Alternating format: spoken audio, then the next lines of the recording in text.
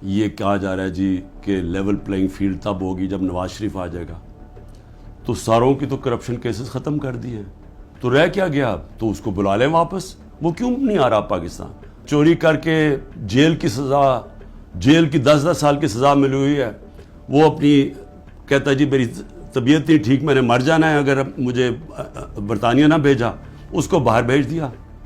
ये prime minister ने अदालत में एफिडेविट दिया और अभी तक कोई एक्शन नहीं लिया। और वो वहाँ बैठा हुआ और वहाँ जाके पॉलिटिक्स कर रहा है और आराम से ज़िंदगी इंजॉय कर रहा है, इंतज़ार कर रहा है कि जब तक इमरान खान जेल में नहीं जाता, पीटाई ख़त्म नहीं होती, वो आता नहीं। मैं कहता हूँ उसको वापस बुला ले, क्योंकि माफ़ तो सारों को कर ही दिया है, अब तो कोई करप्शन इशू ही नहीं गया। और मैं सिर्फ ये कहता हूँ कि सिर्फ ये मेरा एक चैलेंज है कि जिस हल्के से भी वो खड़ा होगा मैं उस हल्के से खड़ा होता हूँ, और मैं कोई कैंपेन भी नहीं करूँगा। ये डर है ना कि इमरान को जेल में डाल दो, मैं कैंपेन भी नहीं करता। लेकिन मैं आज आपको पाकिस्तान की अवाम की फीलिंग बता रहा हूँ कि ये मुल्क बदल चुका है।